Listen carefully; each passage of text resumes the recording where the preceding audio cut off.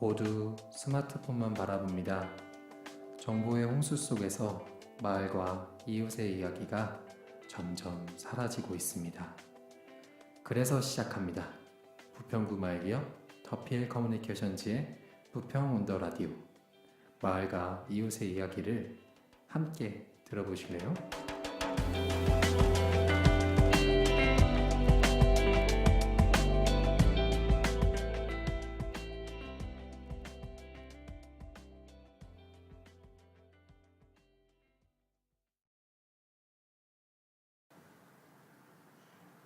안녕하세요.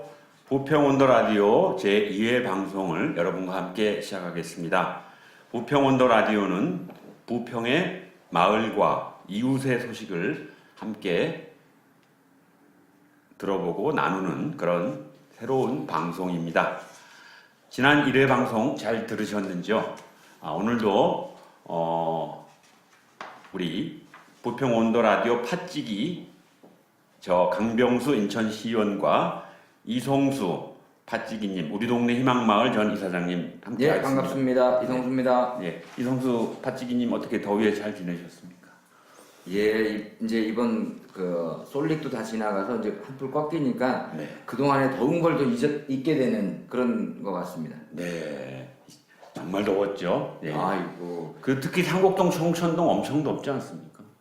실제는 이제 덥든 춥든 이게 있는 사람들보다는 없는 사람들이 많이 어렵지 않습니까? 저희 청천 상곡동이 더욱더 아마 힘들었던 지역이 아닌가 이렇게 생각했습니다. 네, 오늘의 주제는 부평구의 문화와 예술입니다. 오늘 부평구의 문화와 예술을 위해 함께 이야기를 나눌 두 분의 게스트를 모셨습니다. 유세움 인천광역시의회 의원님 모셨습니다. 안녕하세요. 네, 안녕하세요. 인천광역시 의원 유세훈입니다. 네, 반갑습니다. 박수 한번 보내드릴까요? 그리고 강영구 전 부평문화재단 사무국장님 모셨습니다. 네, 안녕하세요. 저 강영구라고 합니다. 우리 강영구 국장님 식사 안 하셨어요? 목소리가 좀 작으신데. 네, 못했습니다. 지금 농성 중이어서요. 좀 이따 사연 한번 들어보고요. 네. 우리 유세윤 시의원님은 이번에 비례대표로 아주 젊은 나이에 우리 인천광역시의원에 진출하셨는데 오랫동안 문화 관련된 사회적 기업도 하시고 문화 기획자 역할도 오래 하신 것 같은데 본인 소개를 조금 해주시겠습니까? 네, 안녕하세요. 전 문화공작소 세움이라는 단체를 이제 오랫동안 운영하고 문화예술 기획 관련해가지고 그리고 연주자로서 한 20년 동안 생활을 했었고 그러면서 이제 요번에 6.13 지방선거에서 또 많은 분들이 문화예술에 대한 갈증과 그리고 청년 복지와 관련해가지고 많은 좀 성원을 입어서 이렇게 인천시의회 의원으로서 그리고 지금 이제 문화복지위원으로서 다양한 활동 이어가고 있습니다. 아니 이름이 원래 유세움인데 아까 세움 공작소라 그러셨죠? 네네네. 그러면 본인 이름에서 따서 그 회사 이름을 만드신 거예요? 당시에는 1인 기업이어가지고 좀 제 멋대로 했습니다. 이름을 세움으로 하는 거는 참 부모님이 진짜 새롭게 만드신 것 같은. 몇 년생이시죠, 유세움? 저희 83년생입니다. 83년도에 벌써 부모님이 우리나라 이름으로 세움이라고 지으신 건 아주 선진적이신 부모님을 모셨나 봐요. 너무 선진적이어가지고 부담스러운 이름이기도 합니다, 사실. 아까 그리고 연주를 20년 동안 하셨다고 했는데 어떤 연주를 주로 하셨어요? 제가 초등학교 4학년 11살 시절서부터 사물놀이 연주 시작해가지고 사물놀이? 네네. 그래서 제가 마지막 앨범 낸 게 2014년이니까 꽤 오랫동안 20년 가까이 연주자 생활했었고 또 이게 이제 부평에 또 풍물단체인 풍물배 던음에서 한 10여 년간 같이 활동을 했었습니다. 던음에 있었어요? 네네. 부평을 잘 아시겠네요? 그렇죠. 그리고 제가 또 부평 좀 3살 때 서울에서 부평을 이사 와가지고 화랑농장에서 좀 살았고 동아파트 근처인 동아파트에서도 오랫동안 살았었고. 그럼 초중고등학교도 부평에서 다니셨겠네요? 초등학교는 경인부설 초등학교로 지금 이제 경인부설 초등학교고 경인교대 지금 그 당시에 그 당시에는 이제 교대부속 초등학교. 교대부속. 중고등학교는? 중고등학교 연수동에서 나왔습니다. 그럼 부평에서는 안 다니셨네. 네, 중고등학교 부평에 안 갔어요. 사는 데는 화랑농장에서 사시고. 네, 화랑농장에서 한 8살까지 살고요. 8살 이후서부터는 동아파트에서 초등학교 졸업할 때까지 동아파트에 살았습니다. 우리 강영구 국장님은 아까 농성 중이라고 그러셨는데 무슨 이 더위에 무슨 농성을 하고 계십니까? 전직 공무원인데요. 네. 2004년도에 노동조합을 만들었다라는 이유로 네. 파면이 됐고요. 예. 그래서 지금 청와대 앞에서 그 복직 관련 특별법을 이 제정 좀 하라고 농성을 하고 있습니다. 우리 공무원들이 원래 2004년도면 노조 활동이 인정이 안 됐던 시절이죠? 네. 네, 어떻습니까? 법적으로는 법이 만들어지기 전이지요. 네. 네. 그런데 왜 어떤 행동을 하셨길래 그 해직을 당하신 겁니까 그러면? 그렇죠. 파면, 그러니까 공무원 노조 아니 공무원들한테 징계라고 하는 것들이 파면, 해고 등등이 있는데 파면을 당한 상태. 제일 중징계죠? 그렇지요. 파면이. 네. 그러면 벌써 2004년도에 파면을 당하셨으면 14년 정도 되셨네요. 네, 그렇습니다. 아이고 고생 많이 하셨습니다.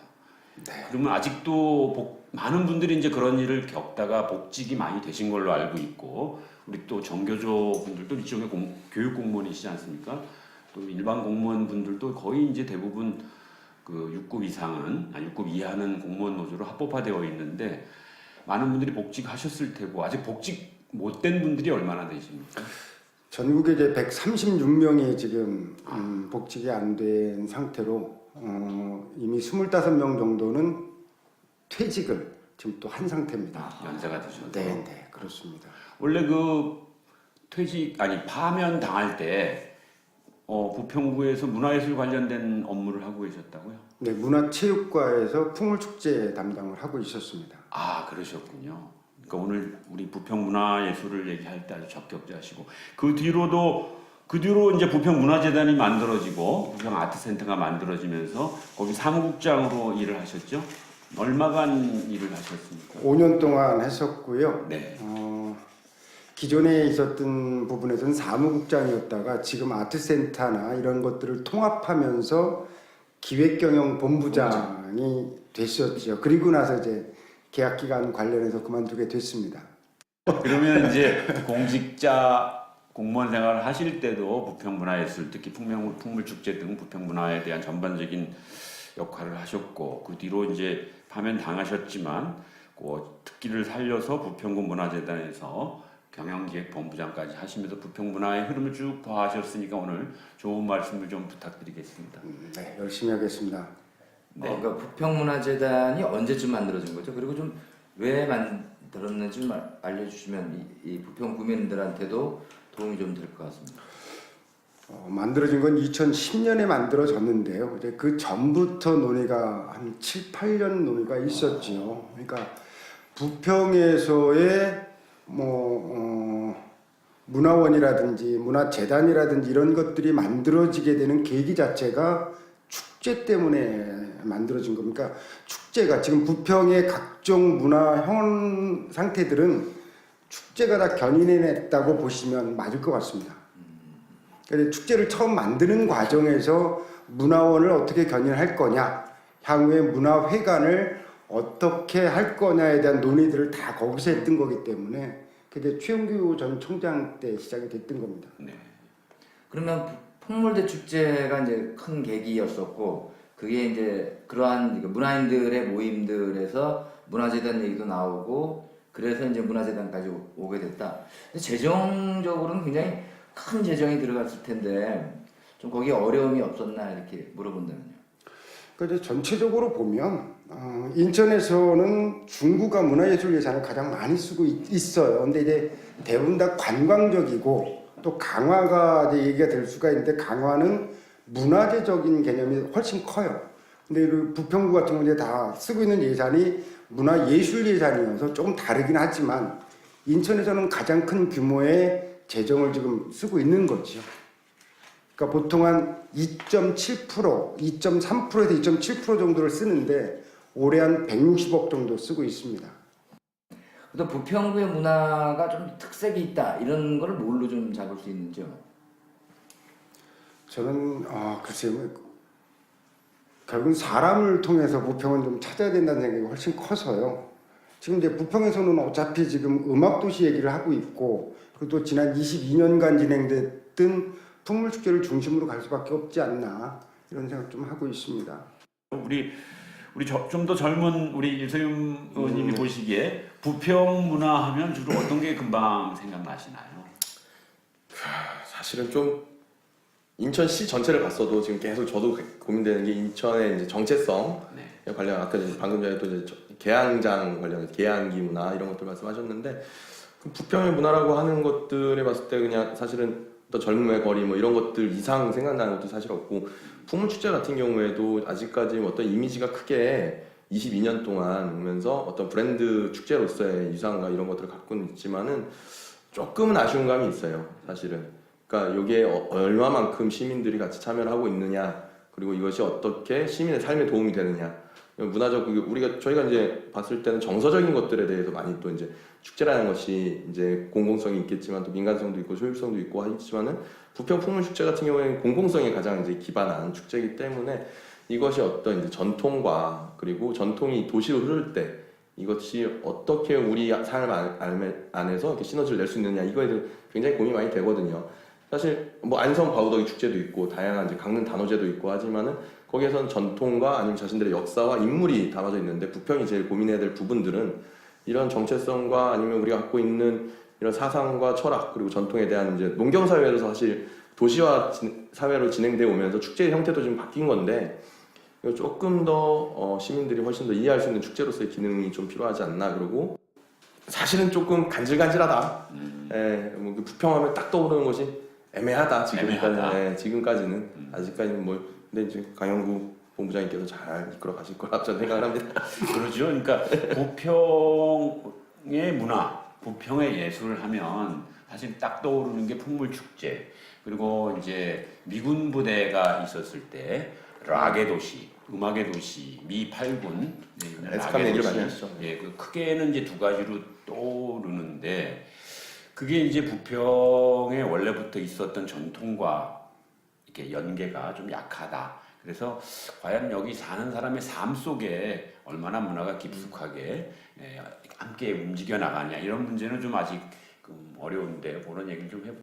그 전에 이 풍물축제에 대한 얘기를 좀 해야 됩니다. 그럼 오늘 풍물축제 대표적인 부평 문화예술의 우리가 국민들도 잘 알고 또 20년이 넘었죠 지금 이게? 22년째 맞는 올해 풍물축제 10월 달에 이제 시작할 한 달 반 정도 남았나요? 아니면 언제 하게 됩니까? 본격적으로 10월 12일부터 14일까지 3일 동안 할 겁니다. 그래서 우리 국민들이 많이 오시고 많이 사랑하고 우리 부평의 자랑거리가 됐는데 모자란 점도 있겠죠. 더 보완해야 될 건데 이제 전국 축제 중에서 문광부가 문체부가 지원하고 선정된 우수 축제 중에 하나이기도 합니다. 어쨌든 부평 풍물축제에 대해서 한번 얘기를 해보죠. 그런데 풍물축제 얘기를 먼저 좀 해야 된다는 얘기는 이게 왜 생겼느냐의 문제입니다. 그래서 원래대로 그러니까 처음부터 얘기를 하자라면 96년도에 그러니까 민선 초기 시기에 늘푸른 부평제라는 걸 먼저 했어요. 늘푸른 부평. 미군 부대 안에 들어가서 그때의 형태는 예를 들어서 출연자들을 놓고 보면 임동창 선생이나 장사익 선생님을 모시고 했던 축제인데 공연하는 시기였네요. 그렇죠. 그래서 그 축제를 일단 민선에서 먼저 밀어붙였고 그래서 그거를 하고 난 뒤에 그러니까 일본을 가서 그 맛지리를 보고 와서 이제 풍물축제를 하게 된 건데 그 풍물축제를 하게 되는 배경이 두 가지예요. 첫 번째는 이제 예전 그러니까 정체성을 따져본다고 해서 인천하고 부평은 이렇게 다르다. 그러니까 인천은 해양문화고 부평은 농경문화다. 그래서 이렇게 이제 풍물을 의제화시킨 건데 이건 이제 공식적인 얘기고요. 내부로 정서로 들어가면 부평의 원로들한테 있었던 생각이 뭐냐면 정치도 인천한테 다 놓쳤고 경제도 다 놓쳤고 마지막 남은 게 문화다라고 하는 그래서 이제 그때 문화의 거리에 원래 자체적으로 축제 추진위원회를 준비하고 있었던 거예요. 그렇게 준비되는 과정을 관이 땡겨낸 거죠.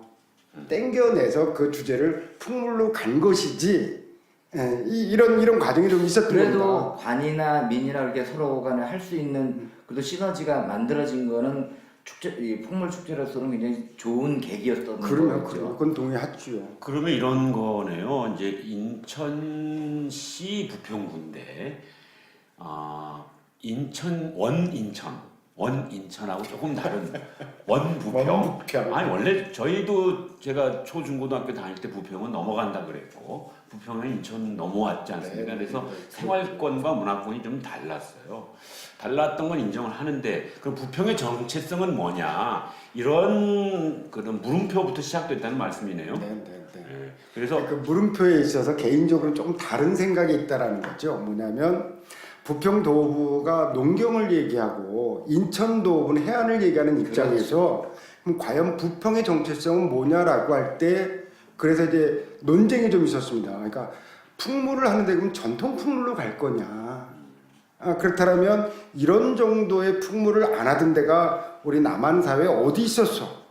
다 했는데 그렇다면 이건 뭐지? 이건 보다 더 인천하고의 어떤 관계 속에서 어른들이 정리한 거 아니겠느냐? 보다는 부평의 지금 행정구역상의 부평은 근현대사 중심이다.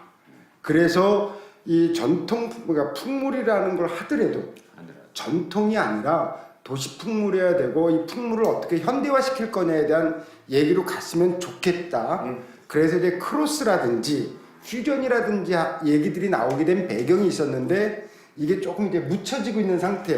그게 지금의 풍물 축제라는 겁니다. 우리 유세윤 의원님 저기 풍물 네. 전공하신 분인데 네. 조금 더 그러니까 이제 풍물도 그러니까 사실은 농학에서 풍물도 여러 가지가 있지 않습니까? 그래서 그 농경문화에서 농학이라고 부를 수도 있는 것도 있고 또 전 세계적으로 알려진 우리 그 사물놀이도 있고 또 지금 조금 전에 말씀하신 도시 풍물도 있을 텐데 부평 풍물 축제 좀 많이 와서 보셨죠? 네, 뭐 저 같은 경우에도 지금 이제 말씀해 주셨던 것 가운데서 전통 풍물 시작해가지고 사물놀이나 이런 것들 계속 하다가 뭐 사실 최근까지 그리고 지금까지도 하고 있는 게 월드뮤직, 그러니까 그 국가가 갖고 있는 어떤 융합과 정체성과 아니면 그리고 계속 다변화될 수 있는 것들. 그래서 지금 와서의 전 세계가 사실은 장르의 벽을 계속 뛰어넘고 있는데 지금 이제 아쉽다고 말씀하시는 부분에 굉장히 동감하는 것이 여태까지 계속 전통이라는 게 사실 올드라고 얘기하지는 않거든요. 그걸 갖다 클래식이라고 얘기할 수 있는 부분은 아니기 때문에 근데 마찬가지로 농경사회, 도시사회로 넘어오면서 이것이 도시풍물이라고 하는 것도 굉장히 좋은 단어라고 생각을 하거든요. 근데도 아직까지도 22년 전에 그 지금 우리가 생각했던 거의 30년 전에 풍물 부흥기에 있었던 풍물이 갖고 있었던 콘텐츠를 지금까지도 이어온다는 것은 사실은 조금 아쉬운 게 있는 거예요. 그것이 그 전통이라고 하는 것이 계속 같은 프레임 안에서 갇혀져 있고 그걸 뛰어넘어야 사실은 풍물축제가 앞으로 나아갈 수 있는 30년, 40년 나아갈 수 있는 원동력이 될 수 있을 건데 지금에 있는 콘텐츠들은 그 아쉬움에 계속 저도 좀 계속 이제 발언을 하고 있는 그랬죠. 근데 이제 이런 거죠. 풍물 그러다가 보니까 자꾸 장르적 개념의 풍물로 규정이 되더라는 겁니다. 그럼 우리 머릿속에 풍물은 아까 우리 말씀하셨던 개념의 어떤 농학적 개념으로만 이걸로 풍물을 자꾸 규정하게 된다라는 거예요. 그래서 저는 제 궁극적인 거는 원래 예전에 이 풍물 축제 바로 옆에 또 하나가 밴드 페스티벌이라는 걸 했었어요. 예. 그래서 그 초기에는 어떤 논의가 됐었냐면 풍물과 밴드를 어떻게 규합시킬 거냐, 결합시킬 거냐에 대한 고민들이 실제 있었고요. 예를 들자면 풍물을 그러니까 원형질로서의 풍물을 놓고 거기서 뽑아낼 수 있는 몸짓적 요소, 음악적 요소 이런 걸 다 뽑아서 결합시켜보자. 이런 논의가 굉장히 많았던 거예요.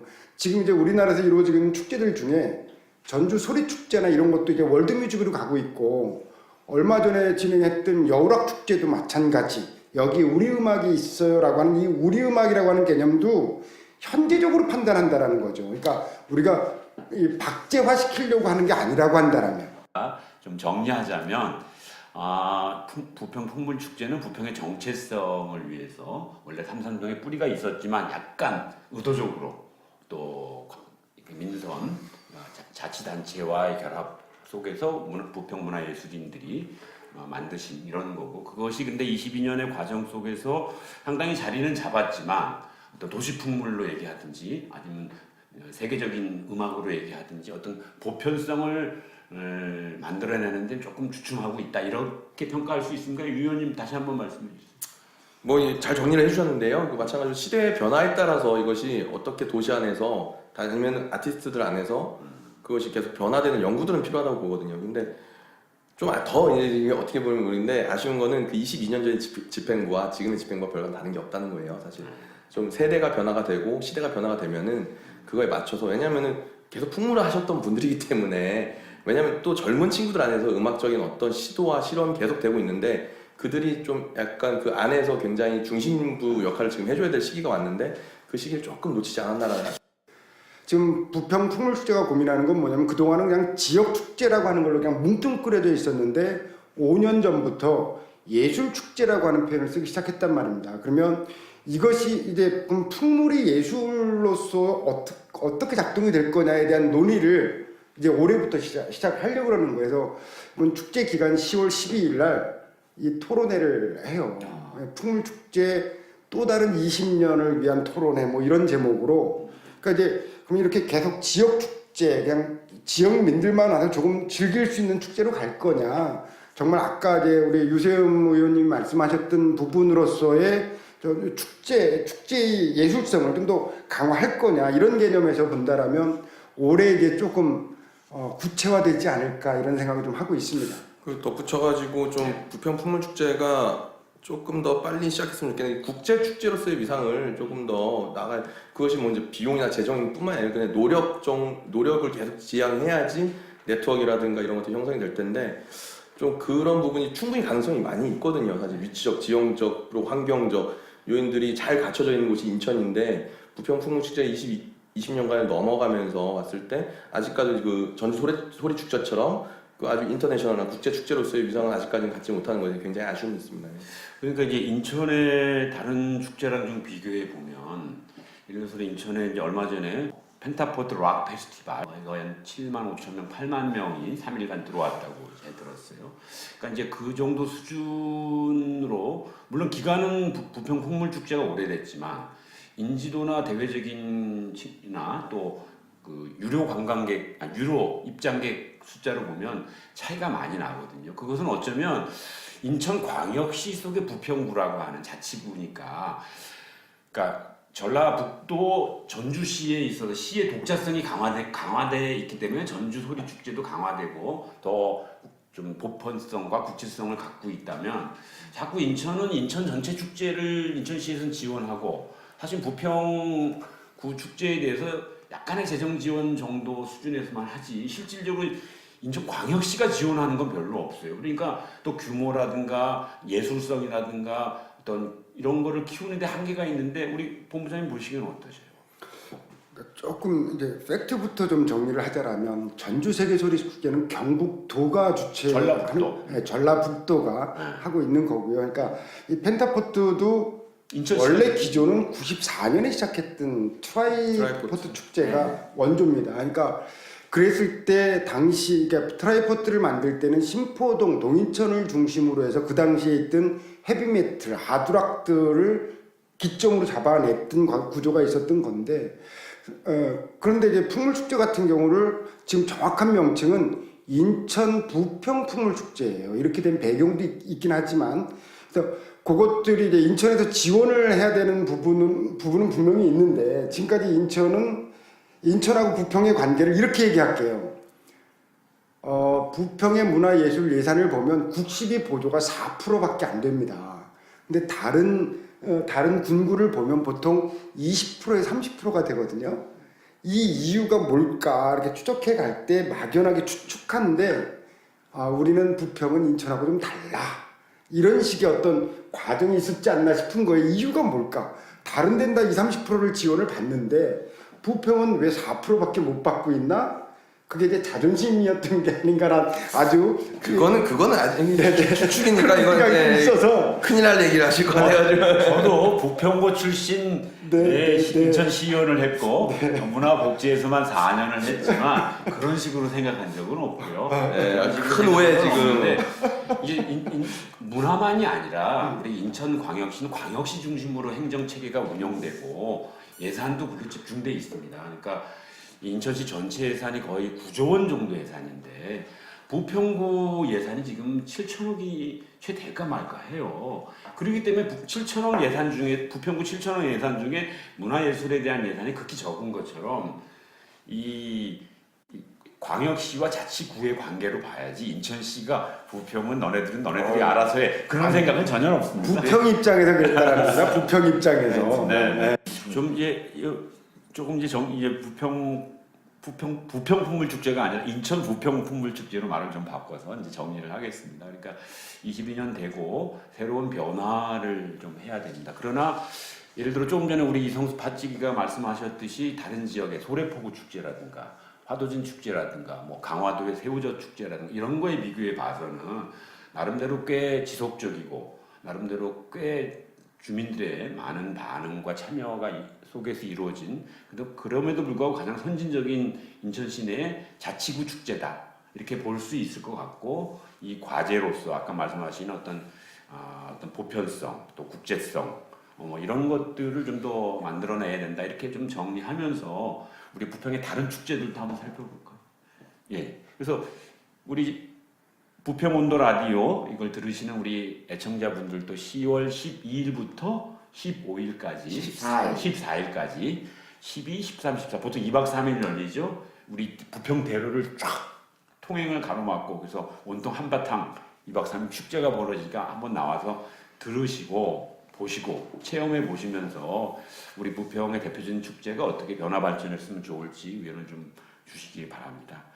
우리 이제 부평 풍물 축제 말고 부평에서 풍물 축제 말고 또 다양한 행사에 대해서 소개를 좀 아시는 대로 소개해 주시겠습니까? 지금은 없어졌지만 여름을 마을 축제 있었잖아요, 그죠? 그렇죠. 네, 여름 마을 축제 좀 아쉽게 된 것 같아요. 여름 마을 축제 같은 경우에는 이제 그 작은 마을에서 네. 정말 그 시민들 주도 하에 이렇게 이루어졌던 축제인데 지금 마을이 없어져가지고 십정동. 예. 그래가지고 그 부분 좀 아쉽긴 하고 부평에서 있었던 것들 또 에스캄 관련해가지고 어떤 그 미군 부대 안에 행사가 뭐 기획되다가 엎어지고 뭐 이런 것들이 있었는데 그런 것들이 향후에 조금 더 잘 이루어진다면은 더 재밌게 소규모 그러니까 제가 사실 축제라는 말이 좀 요즘에 좀 피로감이 느껴지거든요. 사실 다 축제라 하니까 이거 어떤 식으로 우리만의 단어로 바꿀 수 있을까? 예전에는 뭐 굿이라는 개념이 사실 그 무속으로의 굿이 아니고 어떤 축제로서의 의미, 제의로서의 의미, 그리고 마을의 어떤 공동체로서의 의미가 쓰여졌었는데, 그러니까 뭐 굿이라고 하면은 또 이제 많은 또 종교적 의미로 해석하시는 분들이 있어가지고 또 다른 의미의 어떤 축제를 우리가 만들어가야 될 것 같다는 느낌이 좀 있고요. 이제 맛집이 아까 얘기하셨으니까 우리 강영구 본부장님 또 다른 지역에 우리 다른 동별 자발적으로 하는 축제가 또 뭐가 있습니까? 축제는 여러 개가 있었습니다, 부평에. 그러니까 예전엔 동축제를 의무적으로 다 했었어요. 22개 동이 다. 그거를 관에서 지원을 했었죠. 1,000,000원씩. 그러니까 이게 이런 게 맞는 건지의 유무를 떠나서 일단 있었다. 있었던 거고. 그 중에 살아남은 거 뭐가 있습니까? 지금 삼산동 축제 정도는 지금 하고 있고요. 지금 매년 하고 있고요. 저기 그리고 대보름날 네, 정월대보름 축제도 있고요. 네. 그런 속에 이제 부평문화재단에서 하고 있는 밴드 페스티벌이 있고 뭐 소라소라 푸른 소라 음악제도 있고요. 그렇죠. 박영근 열사. 네, 박영근 시비 관련해서 이렇게 진행이 됐던. 그건 새로운 거죠. 소라소라 부르는 소라 이제 원작자가 우리 신트리 공원에 시비를 건립한 이후로 올해 작년에 2회 소라소라 부르는 소라 축제가 있었는데 이제 주로 음악 공연이죠. 축제라기보다는. 그렇죠. 저도 그 의견을 좀 말씀드리려고. 그 정도인데 이제 축제라고 하면 이제 주민들이 주도적으로 꾸리고 직접 참여하고 그러니까. 이렇게 하는 건데 아직 축제라기보다는 그냥 공연 정도 수준. 네, 그렇게 본다면 이제 그 지금 18회째 매년 이렇게 해왔던 게 청천 상국동의 동네한 놀자가 축제를 계속 해왔습니다. 이거는 뭐 외부의 지원보다는 이제 독자적으로 이렇게 해왔는데 원래 축제는 단오제 때 우리 이렇게 가게마다 이렇게 찾아다니면서 풍물을 이렇게 하고 나누는 요것을 보다 발전을 해가지고 딱 한 번 중간에 그 세월호 사건 때 딱 쉬고 연도수는 2000년도부터 했는데 원래는 19회였어야 됐는데 한 번이 빠졌습니다. 그래서 그거는 뭐 어린이집, 공부방, 뭐 태권도 학원, 그다음에 어르신들 한글 교실 뭐 이런 동네에 그냥 이렇게 있는 그 주민 단체들이 모여가지고 이렇게 18회째 이렇게 이어오고 있습니다. 이런 것들이 좀 더 이렇게 마을에서 그다음에 이제 원적산이라고 하는 데서도 원적산 축제로 그 여러 가지 도서관이라든지 이렇게 모여서 또 한때 우리가 그 대한민국 외쳤던 2002년도 뭐 이럴 때 동네 사람들이 영화를 보고 또 이 스크린을 통해서 축제를 이렇게 보고 또 축구도 봤는데 이런 것들이 쭉 이어진 데가 원적산, 그다음에 이제 맥골공원 정도가 주민단체로서 그리고 이런 것들이 좀 더 확산을 되기 위해서 아마 구나 이런 데서 좀 많이 지원도 되고 근데 아까처럼 이 관에서 주도를 하게 되면 네. 자생성이 많이 떨어지는 것 같습니다. 네. 그런 면에서 우리 상곡동 그 맥골마을 우리 이성수 파찌기님이 이제 작년까지 맡고 계셨죠. 우리 동네 희망마을 전 이사장님을 맡으시면서 그걸 거의 20년 가까이 해오신 거는 관의 지원이 별로 없고 제가 여러 번 저도 가봤는데 우리 구청장님은 오시긴 하지만 관에서 예산 지원은 없는데 자발적으로 주민들이 돈을 모으고 동네에서 뭐 학원, 한의원 뭐 이런 데서 협찬해가지고 재밌게 한판 단오날 재밌게 놀고 공연하고 뭐 이런 건데 그게 참 의미가 있지 않습니까? 유세윤 의원님 축제라는 걸 좀 더 그렇게 좀 대중적이고 그러니까 주민들이 직접 주도하는 거가 맞지 않을까요? 사실은 이제 그게 제일 가장 이상적인 축제의 모습이라고 보이고요. 우리가 이제 뭐 저희가 항상 해외 사례를 들듯이 맛지리도 마찬가지로 그런 식으로 진행이 되고 그리고 이제 그 일본에서 뭐 다카츠키 재즈 페스티벌도 다 주민들이 가게들이 돈을 모아가지고 정부의 지원이 없이 그것이 굉장히 그 도시 곳곳을 그리고 가나자와 재즈 페스티벌도 마찬가지고 그런 모습들을 보면서 굉장히 이제 좀 이상적인 축제의 모습이다 지금. 그리고 지금 대체로 저희가 축제에 대한 정의를 해야 된다고 생각을 해요. 지금 네. 수혜자 중심인지 공급자 중심인지 체험형인지 관람형인지 아니면은 이것들 갖다가 참여형인지. 근데 이것들을 다 축제라는 이름을 페스티벌이라는 이름을 쓰니까 사실은 지금 대한민국이 사실 축제 위기라고 보일 정도로 포화 상태고. 대한민국 축제 공화국이죠. 그러니까 특히 지역 축제 공화국. 아 그렇죠. 그것들이 엄청 그런 모습들을 볼 때마다 조금 정돈할 필요는 있겠다. 대한민국 전체가 아니라 인천만이라도 어디까지 페스티벌을 줘야 될 것인가. 그 아까 말씀하실 때 행사, 그러니까 페스티벌을 부를 수 없는 것들을 갖다가 페스티벌이라는 이름까지 다 붙이면서 우리가 사용을 하고 있거든요. 그러니까 어디까지가 축제고 어디까지가 어떤 뭐 동네 뭐 어떤 이제 참여형 축제가 됐든지. 근데 그래서 이런 부분에 대해서 우리가 부평풍물축제도 마찬가지로 이것이 관람형이냐 참여형이냐. 사실 부평풍물축제는 먹는 거 노는 거 빼고는 거의 다 관람형 축제로 지금 그치고 있거든요. 실은 시민들이 동풍물단이 나와서 퍼레이드를 하지만은 그것이 얼마만큼 참여했냐는 거죠. 그 사람이 얼마만큼 주목을 받고 있으며 이 안에서 얼마나 자기 주도적인 것을 하고 있냐. 말 그대로 동원되고 있는 것은 우리가 좀 견제해야 되는 것이 아닌지. 그 초창기 때는 되게 불편했던 게 화장실이었습니다. 네. 근데 그게 정말 그 착한 화장실 그래가지고 각 그 빌딩이나 이런 데서도 그 개방형 화장실 이게 아마 다른 데의 모델보다 사람들한테 잘 알려지진 않았지만 화장실이 불편하지 않았던 거 그 많은 사람들이 오감에도 불구하고 이런 건 아마 풍물대축제는 큰 귀감된 역할이 아닌가 이렇게 생각했습니다. 축제의 3요소가 싸고 먹고 보는 거니까요. 먹는 것부터 이잖아요. 화장실 얘기만 하더라도 초기에는 그 화장실을 임차해 왔었잖아요. 행사장에. 되게 보기 싫었는데 저걸 어떻게 치울 거냐 이 고민을 되게 오래 했어요. 그래서 실제 보니까 이제 주민들이 조금씩은 참여하면서 어떤 개방을 시작을 했다라는 거죠. 물론 거기에 청소비를 약간 이제 보조해주고 있는 건 있는데 그런 식의 이제 것들이 좀 생겨서 좀 다행이라고 봐요. 다만 문제는 지금 풍물축제에서 저 거리가 아닌 거리를 빼면 집객이 될까 이거에 대한 의구심을 좀 갖고 있는 겁니다. 그러니까 지금 보통 한 40만에서 뭐 60만을 그러니까 관람객을 그렇게 보통 얘기를 하잖아요. 정확한 통계는 아니지만. 근데 저게 거리에서 하지 않고 예를 들어서 예술축제라고 해서 공연장으로 들어갔다. 그럼 과연 집객이 될까? 이 고민이 내부에 있는 겁니다. 제가 공연장으로 들어가면 예술 축제가 되는 게 아니고 아까 말했듯이 공급자형 축제가 되는 그러니까 거니까. 그런 개념들이 좀 있어서 좀 고민이 있어요. 우리 하나만 더 얘기해 볼까요? 우리 꽤 많은 돈을 들여서 만든 부평 아트센터가 좀 제 역할을 하는지 어떻습니까? 그러니까 어떤 관점에서 보느냐의 문제일 것 같은데요. 그러니까 말씀하셨던 수용자 입장에서 보자라면 괜찮은 공연은 이루어지고 있다. 일반적 평가는 됐던 것 같아요. 근데 이제 참여적 개념에서 보면 예를 들면 지역 예술가들을 중심으로 한 참여적 개념에서 보면 과연 그들한테 기회가 있나 이런 식의 관점에서는 조금 또 비판 지점이 있는 거고 그래서 고민이 늘 그런 고민을 했던 것 같아요. 어느 쪽을 중심으로 갈 거냐. 그러니까 소비자 중심을 놓고, 그러니까 공급자 중심에서 이렇게 사고를 하면 좋은 공연이라고 하는 것들, 그러니까 대중성도 있고 보다 더 예술성이 검증된 작품들을 그러니까 매개하는 역할인 거냐. 아트센터라는 곳이 그 역할이라 그러면 그래도 조금 괜찮은 점수를 줄 수 있을 것 같고요.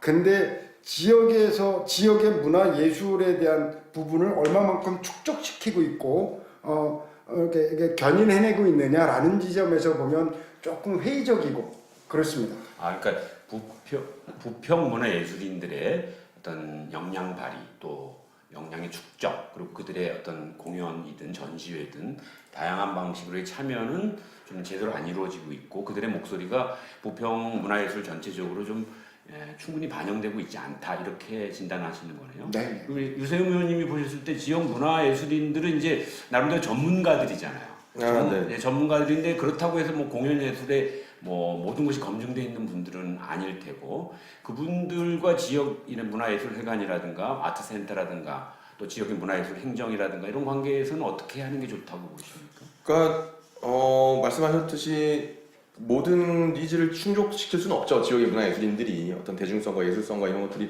분명히 육성되어져야 될 부분이 있고 이미 완성되어져 있는 팀들도 있겠지만은 이것이 이제 맹목적으로 인천 예술가들 챙겨야 된다라고 말하는 주의는 아니겠지만 그래도 그것들을 갖다가 우리가 지원하지 않고 하면은 그것들을 그냥 내버려 둘 것이냐 유통과 아니면 이런 인큐베이팅과 이런 시스템이 분명히 필요한 것들인데 그 부분에서는 항상 좀 갈리긴 하는데 부평 아트센터의 역할로서 봤을 때는 사실은 부평 아트센터 그러니까 부평 문화재단이 설립 당시의 본질을 우리가 좀 봐야 된다.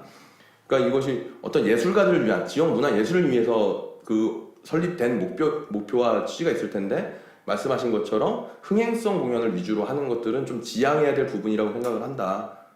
우리 이성수 파츠기님은 어떻게 보세요?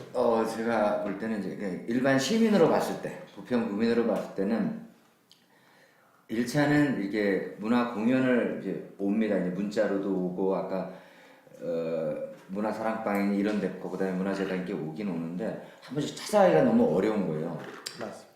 뭐 거리의 제한을 떠나서 시간적 개념, 그다음에 문화적 공유할 수 있는 이런 여유, 공감대 이런 것이 부족하게 됐어. 저는 이제 요즘에 제가 이제 밴드를 배우고 있습니다. 우리 동네에서. 밴드? 뭐 락 밴드 같은 거? 청소년 문화공간 청천극장에서 한 10대 명이 모여가지고 아줌마들과 그다음에 가게 아저씨들하고 또 우리 동대장이 이제 이게 같이 밴드를 배우는데 최소한 이렇게 되면 서로 얘기를 하고 뭐 저녁 때 뭐 술 한잔 하더라도 그런 그 풍물이 되든 아니면 밴드에 대한 음악에 대해서 얘기를 하게 되면서 어딜 찾아가 보고 이번에 락 페스티벌 얘기도 이제 우리 동네에서 할 수 있는 이 정도까지는 되는데 뭔가 이렇게 접점이 필요하지 않느냐. 이게 그때 아마 강근수 우리 파치기님도 했었지만 생활 문화가 좀 어느 정도 향유가 됐을 때 연결고리가 되지 않겠냐. 그래서 좀 더 이 인천시에도 생활 문화 예술 뭐 지원에 관한 이런 게 제가 시연할 때 만들었죠? 예, 그 얘기 압니다. 그래서 문화 지원조례. 이런 게 조금 이렇게 같이 전국 최초입니다. 예, 이게 좀 이게 생활과 문화가 연결되어졌을 때 보다 한 번씩 찾아갈 수도 있고 좀 예술인들과 이렇게 같이 접점이 생기지 않나. 알겠습니다. 오늘 아주 열띤 부평 문화예술을 사랑하는 우리 두 분의 게스트님들이 정말 시간이 갈수록 더 뜨거운 의견과 약간의 논쟁도 있고 그렇게 진행되어 왔습니다. 이제 우리가 문화를 즐기는 것은 인간만이 할 수 있는 거잖아요. 다른 동물은 노래를 할 수도 없고 시를 쓸 수도 없고 또 연주를 할 수도 없고 그런데 인간만이 할 수 있는데 이걸 문화를 왜 하냐면 행복하고 즐겁고 우리의 삶이 풍부하기 위해서 하는 건데 이 문화가 우리 이 문화를 통해서 만들어진 다양한 그 축제든 행사든 극장이든 이것이 부평 구민의 행복에 역할을 해줬으면 좋겠다 이런 생각이고 그것이 전문가적인 문화와 또 생활 문화의 접점이 잘 이루어질 수 있도록 우리가 지혜를 발휘해야 될 것 같습니다. 마지막으로 부평구 문화예술을 한마디로 줄인다면 뭘까? 이런 거를 한번 이제 질문을 드리는데 그 전에 우리 이성수 파찌기님이 뭐 소개할 게 있다고 그랬는데 지난번에도 뭐 하나 그 수제 버거집 소개해 주시지 않으셨어요? 예, 제 시간이 돼서 오늘은 또 반갑습니다. 뭐 하나 그- 부평의 주요 가게를 하나 소개해 주시겠다고? 예, 그 두 분 이제 뭐 한마디로 정리하기 전에, 그러니까 제가 좀 시간도 드려야 되니까. 네. 그리고 또 마지막으로 하나만 더 부탁드리면, 이 문화인들이 주로 이렇게 같이 뭐 술 한잔 하고 또 이런 얘기가 통하는 게 주로 이제 중구에서 많이 이루어졌는데, 부평에 뭐 술집 아니면 이렇게 모이는 이런 것들은 이제 한마디씩 하실 때 좀 알려주셨으면 좋겠고요. 제가 그 부평에서 좀 숨겨져 있는 맛집 또는 좀 명소 이런 것을 저희 청천동 걸 하나 소개시켜 드리려고 하고 있습니다. 이름은 힐록이라고, 힐록. 언덕 위에 작은 집 뭐 이런 건 아닌데 언덕 위에 큰 바위다 이런 힐록입니다. 그래서 청천동 아마 지나가면서 본 사람은 아무도 없을 거예요. 인터넷에 힐록 치면 아마 제일 위로 나오는. 그리고 제가 거기 역사가 이 전쟁 이후에 그때 이제 고아들도 많고 이제 청소년들이 혼자 돼 있는 이런 친구들의 직업 훈련소로 만들어진 곳이었습니다. 그 힐록이라고 하는. 그렇게 해서 한 십몇 년 정도를 하다가 좀 방치가 됐었죠. 근데 그거를 이후에 우리나라 오페라의 그 정점을 찍었던 게 남경주라고 하는 사람. 남경주가 거기서 한 10여 년 동안 살았던 거예요. 그렇게 하면서 아주 이쁘게 꾸미고, 그 다음에 이제 자기 가족 중에 한 분한테 넘겨서 지금은 그래도 카페로서. 남경주. 그렇죠. 거기가 지금 운영을 하고 있는데 아마 일반 분들은 좀 많이 접하지 못했던 것 같아요.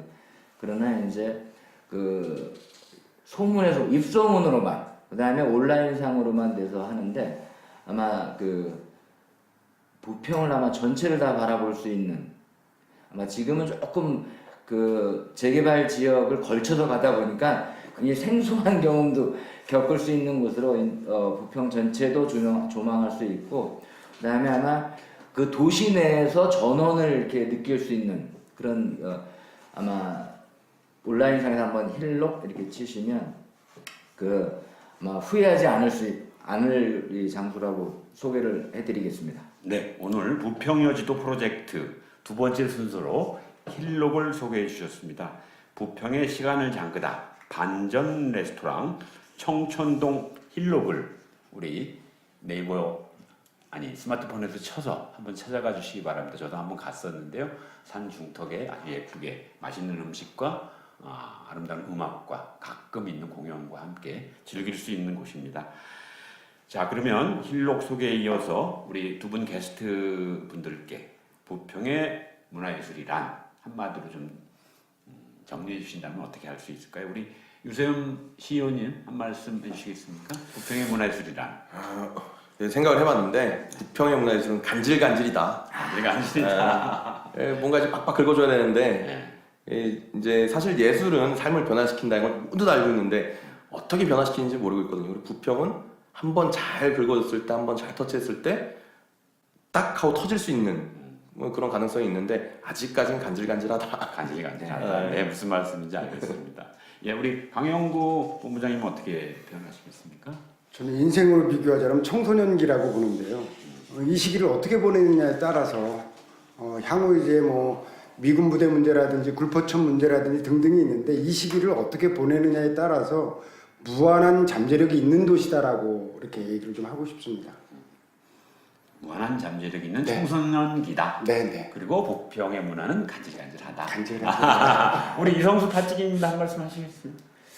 저는 아까 유세영 의원님이 얘기했듯이 유튜브가 굉장히 강하게 사람들한테 있기 때문에 저는 인천 부평의 문화가 새로운 시대를 준비했으면 좋겠다. 이걸로 정의하도록 하겠습니다. 새로운 시대를 준비했으면 좋겠다. 예, 그러면 이것으로 오늘 부평 온도 라디오 두 번째 방송이었습니다. 부평의 문화와 예술을 중심으로 유세움 시의원님과 강영구 전 부평문화재단 사무국장님을 모시고 또 우리 이성수 파찌김과 저 강병수가 4명이 즐겁게 진행한, 잘 들으셨는지 모르겠습니다. 아직 처음이라 좀 여러 가지 많이 모자랍니다. 그러나 우리 더 PL 마을 기업이 주최하고 그 부평의 마을과 이웃의 소식을 열심히 전하고자 만든 두 번째 방송입니다. 여러분 모자라도 응원해 주시고 앞으로 제보할 사항이 혹시 있으시면 더 PLcoms 골뱅이 네이버.com으로 의견 주시면 적극 반영하도록 하겠습니다. 여러분의 박수와 함께 네, 두 번째 수고하셨습니다. 방송을 마치겠습니다. 감사합니다. 감사합니다.